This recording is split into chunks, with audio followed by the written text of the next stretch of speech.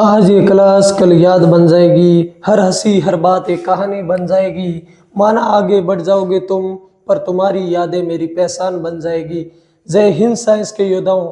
तो आज हम शुरुआत करने जा रहे हैं क्लास 10 के सिलेबस को, जिसका फर्स्ट चैप्टर का नाम है रासायनिक अभिक्रिया एवं समीकरण, जिसका इंग्लिश में कहते हैं केमिकल रिएक्शंस एंड इक्वेशन। तो इसके अंतर्गत जो टॉपिक है उनको मैंने पहले ही लिख दिया है। रासायनिक अभिक्रियाएं, इनकी विशेषता, उदाहरण, अभिकारक उत्पाद, रासायनिक समीकरण किसे कहते हैं, कैसे लिखी जाती हैं, संतुलित कैसे की जाती हैं, इसके लिए टिप्स एंड ट्रिक्स, द्रव्यमान संरक्षण का नियम क्या है, परमाणु संरक्षण का नियम क्या है, रासायनिक अभिक्रियाओं के प्रकार, संयोजन, वियोजन, विस्थापन, द्विविस्थापन, अवक्षेपण, उपसयन, अपसयन, रेडॉक्स अभिक्रिया, जो सबसे इंपॉर्टेंट अभिक्रिया है रेडॉक्स अभिक्रिया, उसको थोड़ा तरीके से पढ़ेंगे। ऊर्जा के आधार पर अभिक्रियाओं के प्रकार, उष्मा शोषी, उष्मा सेपी अभिक्रिया, उपसयन के प्रभाव, संक्षारण, विकृति, गंधिता। तो एक एक करके टॉपिक की शुरुआत करते हैं। जो टॉपिक इस लेक्चर में समाप्त हो जाएंगे उनको आज करेंगे, नहीं तो आने वाले लेक्चर के अंतर्गत करेंगे। इस चैप्टर को 2 से 3 लेक्चर के अंतर्गत कंप्लीट करेंगे और साथ में एक वन शॉट रखेंगे, जिसके अंतर्गत जो भी इस चैप्टर में प्रश्न है, जो भी इसके एनसीईआरटी के प्रश्न है या इसके अभ्यास प्रश्न है, उनको भी साथ में करेंगे। तो शुरुआत करते हैं पहले टॉपिक के साथ, जिसका नाम है रासायनिक अभिक्रिया किसे कहते हैं। सबसे पहले तो सर रासायनिक अभिक्रिया होती क्या है, तो शुरुआत करते हैं अपने पहले टॉपिक के साथ में। रासायनिक अभिक्रिया, इसकी विशेषता और दैनिक जीवन में इसके कौन कौन से उदाहरण है, उससे शुरुआत करते हैं। तो बने रहिए हमारे साथ में। आगे की क्लास देखने के लिए चैनल को सब्सक्राइब कर दीजिए, वीडियो को लाइक कर दीजिए और कमेंट में बताइए कैसी लगी आपको क्लास। तो जिसने भी हमारी बेसिक कॉन्सेप्ट की क्लास नहीं देखी है, बेसिक कॉन्सेप्ट ऑफ साइंस, वो पहले देख लीजिए, जिससे आपको ये चैप्टर आसान लगेगा, जिसमें खासकर इसमें क्रियाशीलता का क्रम और सूत्र निर्माण किस प्रकार किया जाता है वो सबसे पहले देख लीजिए कि नाम से किस प्रकार आप सूत्र बना सकते हो, धनायन तथा ऋणायन की क्रियाशीलता किस प्रकार है। तो हमारा पहला टॉपिक शुरुआत करते हैं बिना टाइम को वेस्ट करते हुए, जिसका नाम है रासायनिक, यानी कि फर्स्ट टॉपिक का नाम है रासायनिक अभिक्रिया क्या है सर। रासायनिक अभिक्रिया किसे कहते हैं। इसके साथ में इनके इंग्लिश नाम भी याद करने हैं। केमिकल रिएक्शन किसे कहते हैं। एक ऐसी प्रक्रिया, पहले लिखते हैं इसकी परिभाषा, उसके बाद में हम बताएंगे इसके बारे में, समझाएंगे आप। एक ऐसी प्रक्रिया, एक ऐसी प्रक्रिया जिसमें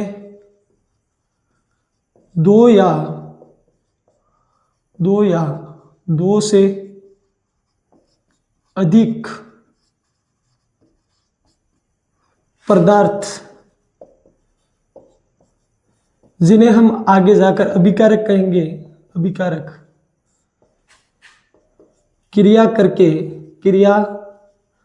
करके नए रासायनिक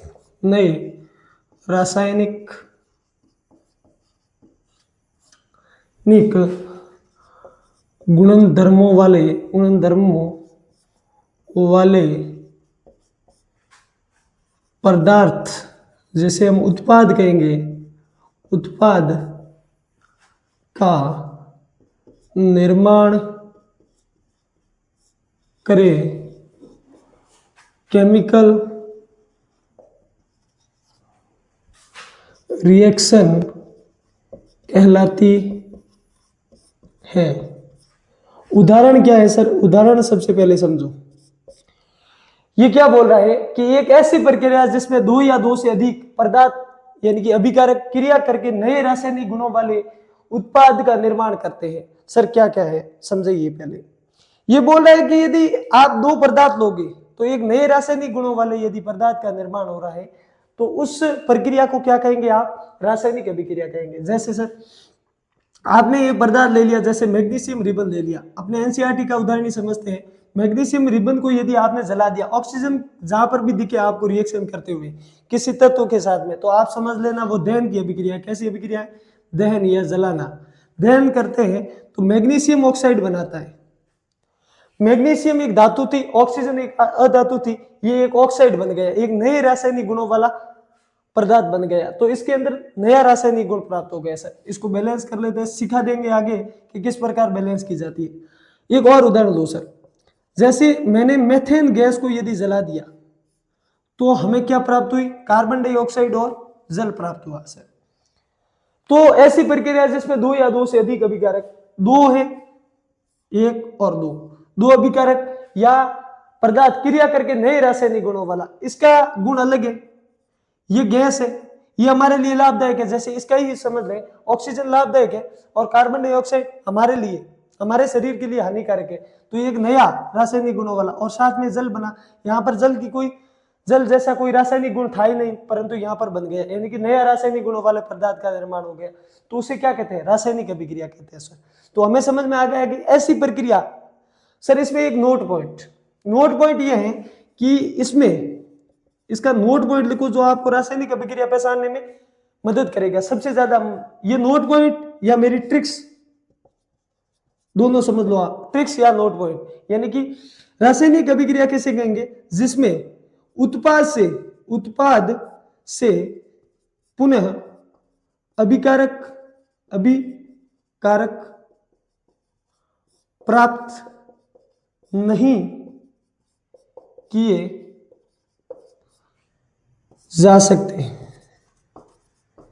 सर हमने 9th क्लास में पढ़ा था, क्या पढ़ा था सर, हमने पढ़ा था कि रासायनिक परिवर्तन के अंतर्गत उत्पाद से अभिकारक प्राप्त नहीं किए जा सकते। सर इसका मतलब ये हो गया कि यदि कोई रासायनिक परिवर्तन हो रहा है तो उसका मतलब ये है कि उसके अंदर रासायनिक अभिक्रिया हो रही है। हाँ सही बात समझा आपने, यही बात है। जिसमें भौतिक परिवर्तन हो रहा है उसके अंतर्गत क्या नहीं होगा सर, उसके अंतर्गत रासायनिक अभिक्रिया नहीं होगी। तो रासायनिक अभिक्रिया के होने के लिए दो अभिकारक क्रिया करके एक नया रासायनिक गुणों वाला उत्पाद बना दे, जैसे सर कार्बन डाइऑक्साइड, जल, नए रासायनिक गुणों वाला उत्पाद बन गया सर। अब सर आगे शुरुआत करते हैं सर, इसकी विशेषता क्या क्या होती है सर। ये तो इसके उदाहरण थे, इसके और भी जो दैनिक जीवन में उदाहरण आने वाले हैं सर। जैसे बताओ, दैनिक जीवन के उदाहरण भी बता दो पहले सर। जैसे लोहे पर जंग लग जाता है, लोहा एक धातु है सर, लोहे पर जंग लगना, एक उदाहरण ही लिख देते हैं यहाँ पर, लोहे पर जंग लगना। आयरन था, इस पर जंग लग गया तो क्या बन गया, Fe3O4 प्लस साथ में हाइड्रोजन निकल गया, ये जंग लग गया सर। ये लोहा एक धातु थी, क्या थी सर, एक धातु थी। उसके बाद में ये जल था, यहां पर क्या हुआ सर, यहां पर तो गैस निकल गई और साथ में क्या हुआ सर, गैस निकल गई और साथ में क्या बना सर, हमारे यहां पर ये बन गया सर जंग का सूत्र। तो सर जंग लग गया लोहे पर। तो इसका मतलब क्या समझे सर, हम इसका मतलब ये समझेंगे कि एक नए रासायनिक गुणों वाले पदार्थ का निर्माण हो रहा है इसमें, और साथ में हाइड्रोजन गैस भी निकल रही है सर। तो ये है लोहे पर जंग लगना, दूध का दही में परिवर्तित होना, या दूध को बहुत ज्यादा तापमान पर उबाल देना, ये क्या कहलाता है सर, रासायनिक अभिक्रिया कहलाती है सर, रासायनिक अभिक्रिया कहलाती है सर। आगे चलिए सर, तो दैनिक जीवन में कौन कौन सी रासायनिक अभिक्रियाओं के उदाहरण है, वो उदाहरण भी लिखते हैं। रासायनिक अभिक्रियाओं के उदाहरण क्या क्या उदाहरण है सर, उन उदाहरणों के बारे में समझते हैं सर। कौन कौन से उदाहरण है सर दैनिक जीवन में हमारे। तो सबसे पहला उदाहरण है, जो ये उदाहरण बहुत बार प्रश्न पूछे जा चुके हैं, दूध का दही में बदलना, दूध से दही का बनना, दही का बनना। दूसरा सर भोजन का पकना, भोजन का पकाना। तीसरा ये समझो कि हमने श्वसन की अभिक्रिया पढ़ी होगी कभी ना कभी, श्वसन की अभिक्रिया है। चौथा है सर जंग लगना या लोहे पर जंग लगना। अब सर आपने एक नोट पॉइंट लिखवाया था, क्या आपका नोट पॉइंट यहां पर काम कर रहा है।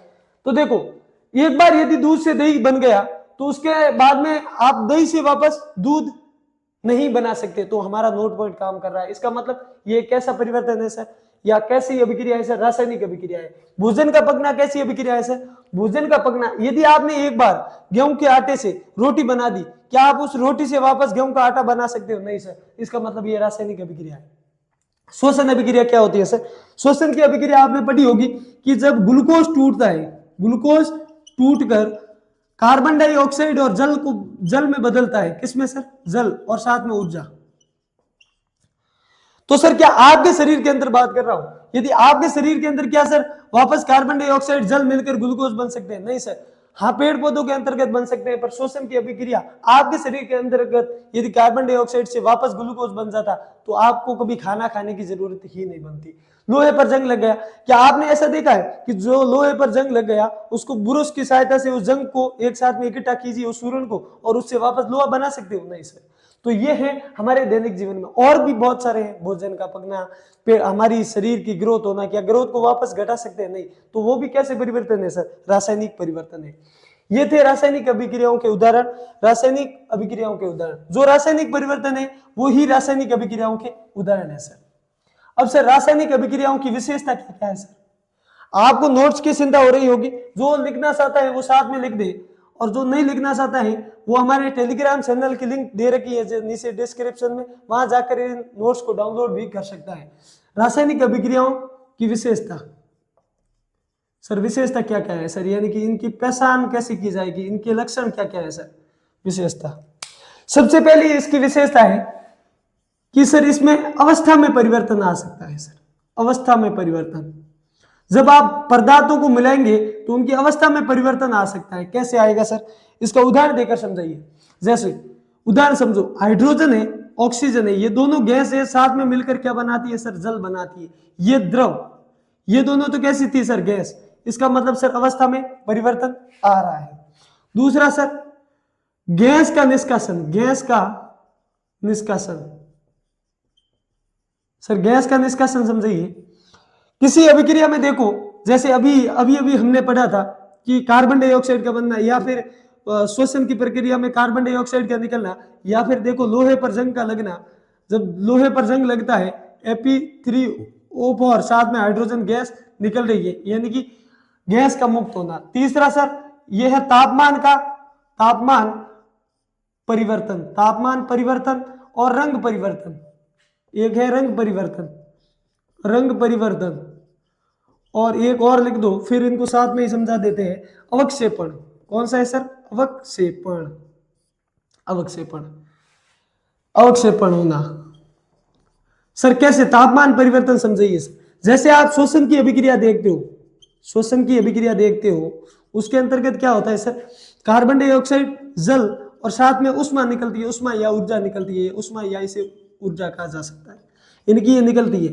तो देखोगे जैसे हमारे शरीर के अंदर जब भी ग्लूकोज बर्न होता है तो उससे क्या निकलती है? उष्मा। उष्मा का मतलब क्या है? वो तापमान में परिवर्तन करने वाली ऊर्जा ही क्या कहलाती है? उष्मा कहलाती है। तो ये क्या करेगी सर? तापमान में परिवर्तन। अवक्षेपण, कभी कभी आप ऐसी रिएक्शंस कराते थे हो, जैसे बेरियम क्लोराइड की अभिक्रिया, आगे समझा दूंगा।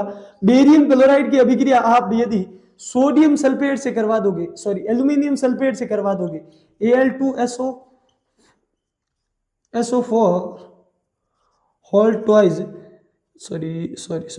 ट्वाइस की अभिक्रिया यदि करा दोगे, BaSO4 प्लस AlCl3, अभिक्रिया को संतुलित बाद में करोगे तो ये अवक्षेपित हो जाएगा। क्या हो जाएगा सर? अवक्षेपित, यानी कि नीचे तली में बैठ जाएगा। यदि आप बेरियम क्लोराइड के अंदर एल्यूमिनियम सल्फेट डाल दोगे और उसको मिला दोगे तो क्या होगा? उस गिलास के पेंदे या उस बर्नर के पेंदे में आपको वो अवक्षेपित होकर बैठा हुआ दिखेगा। क्या सर? Barium sulphate. ये कैसा कलर का होता है सर?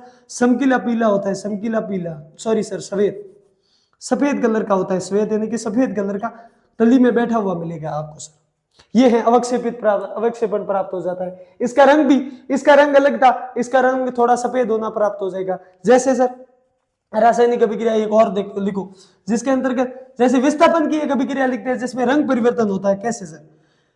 जो कॉपर सल्फेट है, कॉपर सल्फेट, कॉपर सल्फेट के अंदर यदि आप जिंक डाल दोगे तो जिंक सल्फेट और साथ में बन जाएगा कॉपर।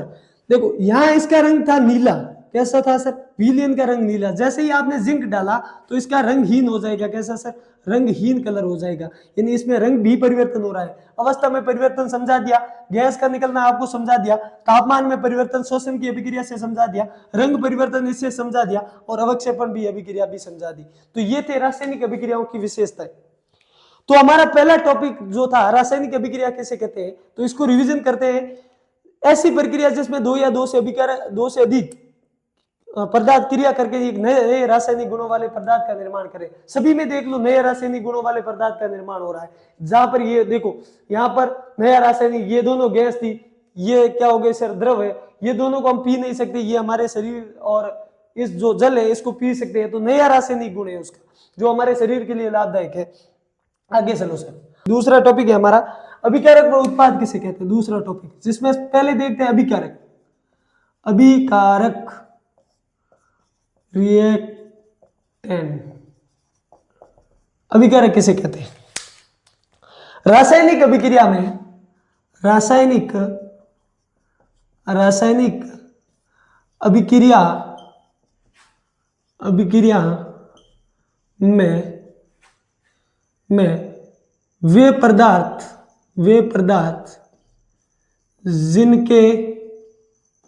जिनके रासायनिक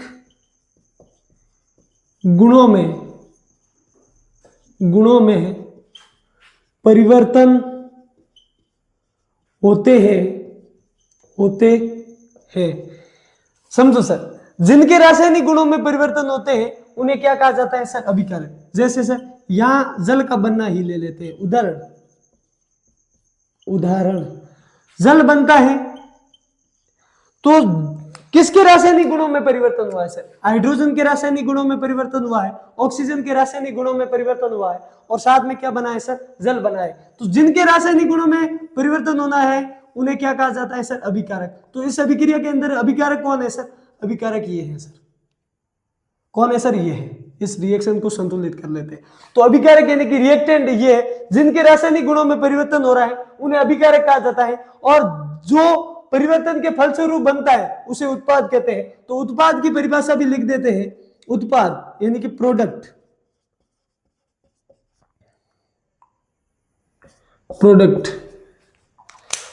क्या है सर, जो रासायनिक परिवर्तन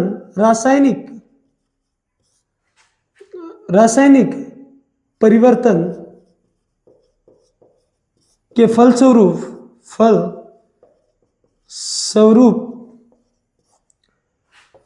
प्राप्त होते हैं। जो रासायनिक परिवर्तन या रासायनिक अभिक्रिया के फलस्वरूप प्राप्त होते हैं, जैसे सर कार्बन और ऑक्सीजन दोनों आपस में क्रिया करें और क्या बनाना है सर, कार्बन डाइऑक्साइड। जो रासायनिक परिवर्तन इन दोनों कार्बन और ऑक्सीजन के अंदर रासायनिक परिवर्तन हुआ और फलस्वरूप बना क्या सर, कार्बन डाइऑक्साइड। तो उत्पाद क्या हुआ सर, कार्बन डाइऑक्साइड। तो ये था उत्पाद। अब इनको थोड़ा बहुत देख लो, ये तो समझ में आ चुका होगा, आपने 4 से 5 क्लास पढ़ ली है, जिसके अंतर्गत अभिकारक और उत्पाद के बारे में तो आपको पता चलता ही होगा। तो अभिकारक कौन से, जिनके अंदर रासायनिक परिवर्तन हो रहा है उन्हें अभिकारक कहा जाता है, और जो परिवर्तन के फलस्वरूप बनता है उन्हें उत्पाद कहा जाता है। अब जब रासायनिक समीकरण लिखेंगे या रासायनिक अभिक्रिया लिखेंगे, अभिकारक को हमेशा लेफ्ट हैंड साइड लिखा जाता है, यानी कि बाएं तरफ लिखा जाता है। कहां सर, बाएं तरफ। और उत्पाद को कहां लिखा जाता है सर, राइट हैंड साइड लिखा जाता है। RSS का मतलब होता है राइट हैंड साइड, यानी कि दाएं तरफ लिखा जाता है। यहां दाईं तरफ लिखा है वो हमेशा उत्पाद होगा, और बाईं तरफ जो लिखा हुआ है वो हमेशा अभिकारक होगा। और जो एक से अधिक यदि अभिकारक है उनको प्लस के चिन्ह के द्वारा समझा, बीच में प्लस का चिन्ह लगा दिया जाता है, अभिकारक और उत्पाद दोनों के लिए। अब सर आगे हमारा तीसरा टॉपिक कौन सा है, तीसरा टॉपिक सर, हमारा तीसरा टॉपिक है रासायनिक समीकरण। ये तो बहुत बेसिक टॉपिक है, टॉपिक तो आगे आएंगे जो हमारे नंबर लाने के लिए आवश्यक है। रासायनिक इंपोर्टेंट है। रासायनिक समीकरण किसे कहते हैं, यानी कि chemical equation, chemical equation. English में नाम याद रखना जरूरी है। क्यों जरूरी है सर? हमें इंग्लिश मीडियम वालों से पीछे नहीं रहना है। एक ऐसी रासायनिक अभिक्रिया में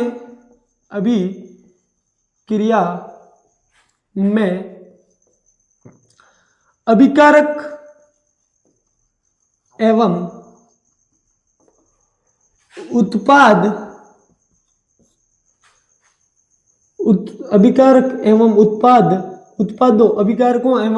उत्पादों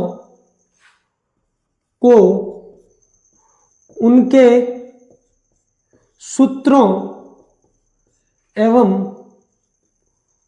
प्रतीकों द्वारा निरूपित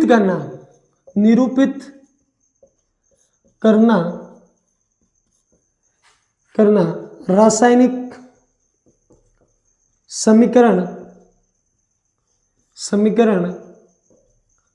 कहलाता है। सर कुछ समझ में नहीं आया, आपने लिख दिया किसी रासायनिक अभिक्रिया को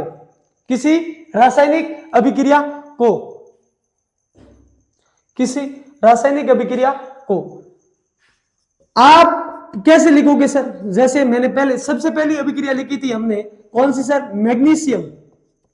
मैग्नीशियम की अभिक्रिया ऑक्सीजन से करवाते हैं। किससे सर? ऑक्सीजन से कराते हैं। तो प्राप्त क्या होता है सर? Magnesium oxide. क्या प्राप्त होता है सर? Magnesium oxide. इसको कहा जाता है शब्द समीकरण। क्या कहा जाता है? शब्द समीकरण। अब आप क्या हर बार इतनी बड़ी बड़ी नाम वाले समीकरण लिखोगे? नहीं सर। इनको संतुलित कैसे करोगे? आपको कैसे पता चलेगा कौन सा तत्व है, किस प्रकार लिखा जाता है? तो इसको एक साधारण तरीके से, एक छोटे तरीके से लिखने के लिए इसको क्या किया गया कि इसको प्रतीकों के द्वारा या सूत्रों के द्वारा लिख दिया गया। प्रतीकों के जैसे सर मैग्नीशियम का प्रतीक होता है Mg, ऑक्सीजन का प्रतीक होता है O2, और जो मैग्नीशियम ऑक्साइड है इसका सूत्र होता है MgO। क्या होता है सर? मैग्नीशियम ऑक्साइड का वो होता है MgO। तो इन रासायनिक अभिक्रिया में अभिकारक व उत्पादों को उनके रासायनिक सूत्रों प्रतीकों द्वारा निरूपित करना यानी कि दर्शाना क्या कहलाता है सर? रासायनिक समीकरण कहलाता है। क्या कहलाता है सर? रासायनिक समीकरण कहलाता है। तो ये है रासायनिक समीकरण सर। इसे कहा जाता है शब्द समीकरण और इसे कहा जाता है प्रतीक समीकरण। रासायनिक समीकरण दो प्रकार की होती है सर। कौन कौन सी होती है सर? रासायनिक समीकरण पहली होती है रासायनिक समीकरण दो प्रकार की होती है, यानी कि रासायनिक समीकरण दो प्रकार की होती है। कौन कौन से दो प्रकार की होती है सर? पहली होती है संतुलित रासायनिक समीकरण। कौन सी सर? संतुलित रासायनिक समीकरण। और दूसरी होती है असंतुलित रासायनिक समीकरण। कौन सी सर? असंतुलित रासायनिक समीकरण। तो रासायनिक समीकरण किसे कहते हैं कि प्रतीकों और सूत्रों द्वारा निरूपित करना। एक तो होती है संतुलित, जैसे ये देखो संतुलित अभिक्रिया रासायनिक समीकरण किसे कहते हैं? सबसे पहले तो ऐसी समीकरण जिसमें दोनों तरफ परमाणुओं की संख्या तथा द्रव्यमान क्या हो सर? समान हो। क्या हो सर? समान। तो उसे क्या कहेंगे सर? संतुलित रासायनिक समीकरण। ऐसी अभिक्रिया जिनमें दोनों तरफ परमाणुओं की संख्या और द्रव्यमान समान न हो उसे कहते हैं असंतुलित रासायनिक अभिक्रिया। क्या ये रासायनिक अभिक्रिया संतुलित है सर? रासायनिक अभिक्रिया नहीं है सर। कैसे सर? यहां ऑक्सीजन दो परमाणु है, यहां पर एक ही परमाणु है, तो ये कैसी है सर? असंतुलित रासायनिक अभिक्रिया है सर। अब सर इसको संतुलित कैसे करेंगे? अब ये आपने लिख दिया होगा। अब संतुलित कैसे करेंगे? हमें ये भी पढ़ना है कि कैसे संतुलित करेंगे, क्यों करेंगे वो भी पढ़ेंगे। इसे संतुलित करते हैं सर। यहाँ मैग्नीशियम कितना है सर? 1। यहाँ कितना है सर? 1। सबसे बेस्ट तरीका है हिडन ट्रिक लगाओ, उसके बाद में दूसरे से सीखेंगे। आप जितनी इसकी प्रैक्टिस करोगे उतना ही सबसे बेस्ट है। तो बाकी ट्रिक्स एंड टिप्स तो मैं बताऊंगा ही। ऑक्सीजन यहाँ पर कितने है सर? 2 है। यहाँ पर कितना है सर? 1 है। तो यहाँ पर लगा दिया 2। तो यहाँ पर जितने भी होते हैं, जो बाहर वाले होते हैं वो इन सबके लिए गुणा कर देते हैं सर। ये मैग्नीशियम अलग है और ऑक्सीजन अलग है। यदि आपने यहाँ पर नहीं देखा है तो बेसिक क्लास देख लीजिए, जिसमें मैं बताऊंगा कि किस प्रकार गणना की जाती है सर। जैसे पहले इसमें गणना करूं, मैग्नीशियम ऑक्साइड, सर ये एम अलग है, जी कोई अलग तत्व होगा नहीं। यदि किसी तत्व में दोनों, किसी सूत्र में दोनों जो वर्ड है वो बड़े लिखे हुए, इसका मतलब वो अलग अलग हो सकते हैं। इसका सबसे बेस्ट उदाहरण है कोबाल्ट और कार्बन मोनोऑक्साइड। यदि दूसरा अक्षर छोटा है, इसका मतलब वो दोनों अक्षर क्या है सर, एक ही तत्व या एक ही तत्व के क्या है सर, प्रतीक है। यदि दोनों अलग अलग है, जैसे ये अलग अलग है, ये भी बड़ा ये भी बड़ा, इसका मतलब ये दोनों अलग अलग तत्व है। कौन कौन से सर, कार्बन और ऑक्सीजन। और यहाँ पर है तो कार्बन एक सी और एक ओ, परंतु पहला बड़ा दूसरा छोटा है, इसका मतलब ये अलग है, सॉरी ये दोनों ही साथ में ही है। ये 9th क्लास में आप पढ़ चुके होंगे सर। आगे अब सर इसका मतलब क्या है सर, ये भी एक ये भी एक, यहाँ बड़ा अक्षर है ये छोटा है, इसका मतलब मैग्नीशियम एक ही तत्व है। अब मैग्नीशियम जो बाहर लिखा होता है कोष्टक के बाहर या आगे की तरफ होता है वो सबसे गुणा होता है। इसका मतलब मैग्नीशियम एक को 2 से गुणा किया, मैग्नीशियम की संख्या भी सर 2, और ऑक्सीजन की सर 1 थी, इसको भी 2 से गुणा कर दिया, कितनी हो गई सर 2। यहाँ ऑक्सीजन तो 2 है परंतु मैग्नीशियम यहाँ पर कितना है सर, 1 है, तो इसको भी 2 से गुणा कर दिया, मैग्नीशियम भी 2। इसे कहते हैं संतुलित रासायनिक अभिक्रिया। पहले थी असंतुलित रासायनिक अभिक्रिया, इसको हमने संतुलित कर दिया। तो यही हमारा अगला टॉपिक है, यानी कि रासायनिक समीकरण को संतुलित करना। रासायनिक समीकरण को क्या करना सर, संतुलित, जो हमारे लिए 4 अंक हासिल करने के लिए, सभी बोर्ड एग्जाम के लिए सबसे इंपॉर्टेंट टॉपिक है। और आपको यदि साइंस आगे पढ़नी है, केमिस्ट्री, तो सबसे पहले रासायनिक अभिक्रियाओं को संतुलित करना सीख लीजिए। यदि कोई भी बच्चा 11th क्लास में यदि साइंस लेने की सोच रहा है तो सबसे पहले रासायनिक समीकरण को संतुलित करना सीख लीजिए। रासायनिक समीकरण समीकरण का संतुलन यानी कि केमिकल रिएक्शन है उनको संतुलित करना, जो हमने थोड़ा सीखा था। अब पूरी रिएक्शन को संतुलित पहले तो सर क्यों किया जाता है सर, कारण तो बताओ सर, संतुलित क्यों करें। एक तो इतनी मेहनत करे उस समीकरण से, मिलेगा क्या सर। अब पहले समझो संतुलित क्यों करते हैं सर। आप साइंस को पढ़ने के लिए ये समझ लो कि आप प्रश्न करोगे, प्रत्येक क्यों किया जाता है, कैसे किया जाता है, सबको समझने के लिए पहले तो आप क्वेश्चन करना समझ लो। अब सर क्यों किया जाता है, सेम उदाहरण लेते हैं। मैग्नीशियम रिबन को यदि हम जलाते हैं तो क्या प्राप्त होता है सर, मैग्नीशियम ऑक्साइड। सबसे पहले तो क्यों किया जाता है, कोई भी रासायनिक अभिक्रिया हो, एक नियम दिया था 9th क्लास में आपने पढ़ा होगा, कोई भी रासायनिक अभिक्रिया हो वो हमेशा द्रव्यमान संरक्षण नियम और परमाणु संरक्षण नियम का पालन करती है सर। क्यों किया जाता है उसका बता रहा हूं। तो सबसे पहला कारण है कि कोई भी रासायनिक अभिक्रिया हो वो द्रव्यमान संरक्षण और परमाणु संरक्षण नियम का पालन करती है। परंतु यहां पर देखो द्रव्यमान क्या संरक्षित हो रहा है, आपको द्रव्यमान तो पता होगा, बेसिक क्लास में आपने पढ़ा होगा। मैग्नीशियम का कितना होता है सर, मैग्नीशियम का होता है सर 120, और जो ऑक्सीजन का होता है सर, ऑक्सीजन 1 का होता है 16, 2 का हो गया सर 32। यहां पर सर कितने हो गए सर, 120 + 16, यहां पर तो हो गए सर 40, और यहां पर कितने हो गए सर 56। सर यहां पर तो ऑक्सीजन द्रव्यमान के बराबर है नहीं सर, अभिकारक और उत्पाद दोनों की तरफ। जितने आपने कोई आइटम बनाया है, जैसे दही बना लिया है, तो आप जितना दूध लोगे उतना ही दही बनेगा। ऐसा तो नहीं है कि सर थोड़ा कम बन गया सर, ऐसा तो नहीं होगा ना। तो यहाँ पर कितना है सर 56 ग्राम या 56 AMU, तो यहाँ पर कितना है सर 40। इसका मतलब ये संतुलित नहीं होने पर क्या होता है सर, हमें द्रव्यमान का पता नहीं लगता है और द्रव्यमान संरक्षण का नियम का पालन नहीं करता है। अब दूसरी बात, परमाणु संरक्षण नियम का पालन नहीं करता है, यानी कि परमाणु संरक्षण नियम का पालन कैसे नहीं करेगा सर। यहाँ पर मैग्नीशियम कितना है सर 1 है, यहाँ पर कितना है ऑक्सीजन कितने है सर, यहाँ पर देखो मैग्नीशियम कितना है सर 1, ऑक्सीजन कितने है सर 2, यहाँ पर देखो मैग्नीशियम कितने है सर 1, ऑक्सीजन कितना है सर 1, मैग्नीशियम तो बराबर है, हालांकि जबकि ऑक्सीजन क्या है सर यहाँ पर कम है सर, यहाँ पर 2 और यहाँ पर 1 है। इसका मतलब कहीं ना कहीं तो चला गया।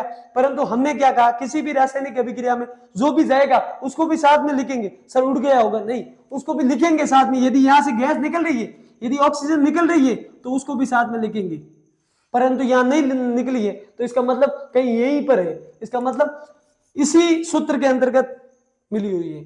तो हमें क्या ध्यान में रखना है कि रासायनिक समीकरण को संतुलित करना क्यों आवश्यक होता है। ये एक प्रश्न बन जाता है, संतुलित करना क्यों आवश्यक होता है। तो सबसे पहले तो द्रव्यमान संरक्षण और परमाणु संरक्षण नियम कौन सा है सर? द्रव्यमान संरक्षण और परमाणु संरक्षण नियम पढ़ लेते हैं सर, पहले वो पढ़ना जरूरी है। द्रव्यमान संरक्षण नियम कौन सा है सर? द्रव्यमान संरक्षण नियम यह कहता है कि किसी रासायनिक अभिक्रिया में, किसी रासायनिक अभिक्रिया में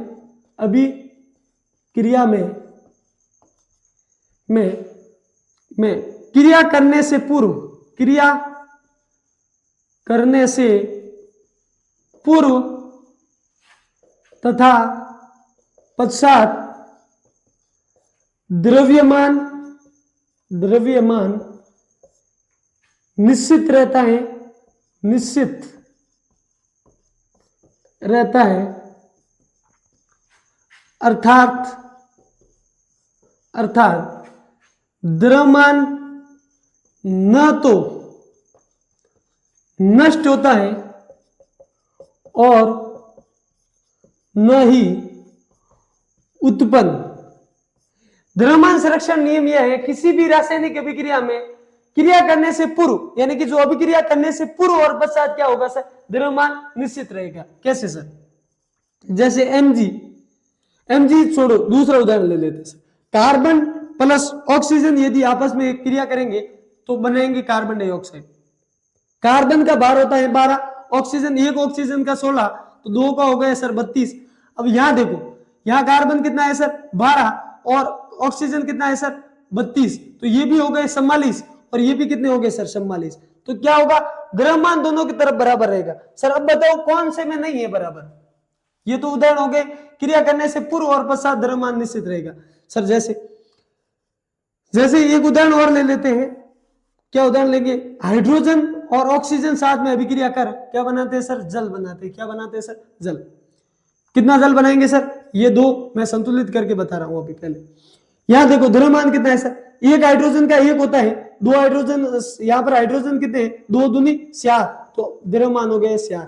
यहां पर ऑक्सीजन का सर 32, यहां पर हाइड्रोजन कितना हो गया सर? हाइड्रोजन का 4 और ऑक्सीजन का कितना हो गया सर? 32। यहां पर भी कितने हो गए सर? 37, और यहां पर भी कितना हो गया सर? 37। ये इसका उदाहरण है कि अभिक्रिया करने से पूर्व हाइड्रोजन और ऑक्सीजन क्रिया करने से पूर्व भी कितना था सर? इनका योग 37, और क्रिया करने के बाद में भी कितना है सर? 37। इसी प्रकार से परमाणु संरक्षण का नियम है। क्या है सर? पहले ये अपने कॉपी के अंदर या नोटबुक के अंदर नोट कीजिए, उसके बाद में हम पढ़ते हैं परमाणु संरक्षण का नियम। परमाणु संरक्षण का नियम क्या है सर? परमाणु संरक्षण नियम क्या है सर? परमाणु संरक्षण नियम, परमाणु संरक्षण का नियम क्या है सर? परमाणु संरक्षण का नियम यह है कि रासायनिक अभिक्रिया में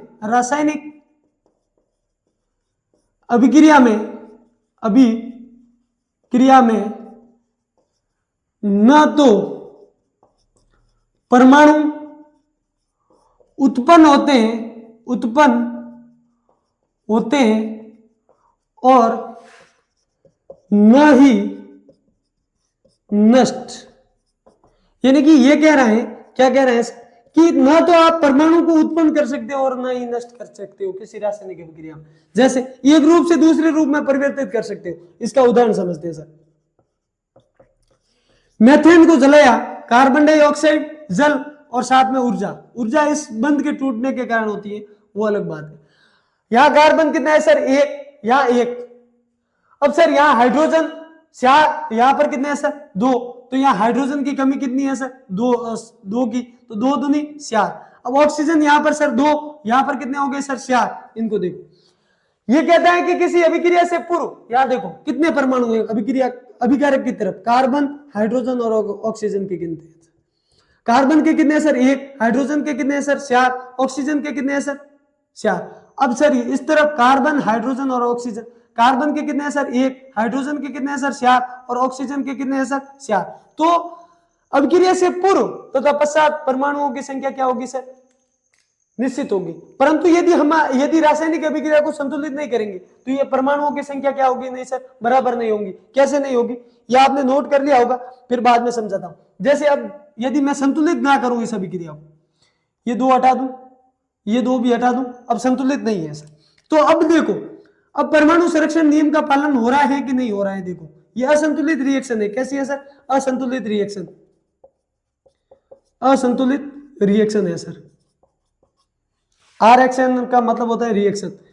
कार्बन कितने हैं सर? 1। हाइड्रोजन कितने हैं सर? 4। ऑक्सीजन कितने हैं सर? 2। यहां पर देखो, कार्बन कितना है? 1। हाइड्रोजन कितने हैं सर? 2। और ऑक्सीजन कितने हैं सर? 3।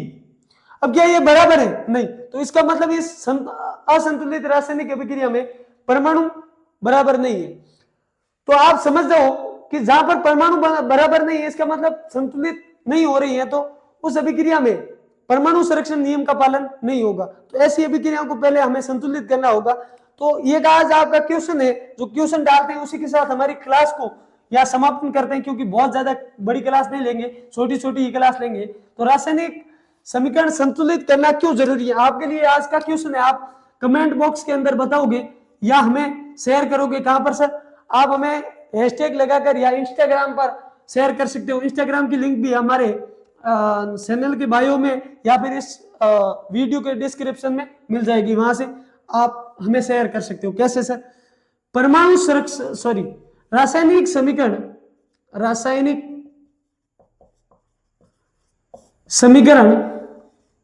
समीकरण संतुलित करना क्यों आवश्यक होता है? क्यों आवश्यक होता है? इस क्वेश्चन के साथ ही हम हमारे दूसरे लेक्चर को प्रारंभ करेंगे। तो आपको सभी को बता दूं कि यदि आपको ऐसे ही लेक्चर चाहिए तो चैनल को प्लीज सब्सक्राइब कर दीजिए, वीडियो को शेयर कीजिए, वीडियो को लाइक कीजिए और नीचे कमेंट कीजिए कि आपको कब तक रेगुलर रूप से आपको क्लासेस चाहिए या इरेगुलर, एक दिन छोड़कर एक दिन। प्रत्येक शाम 6 बजे हमारी क्लास 10th के लिए मैथ और साइंस की क्लासेस आने वाली है। तो आप चैनल को सब्सक्राइब कीजिए और अपने ऐसे ही दोस्तों के साथ भेजिए जो क्लास 10th में पढ़ रहे हैं। तो धन्यवाद, थैंक यू सो मच, जय हिंद।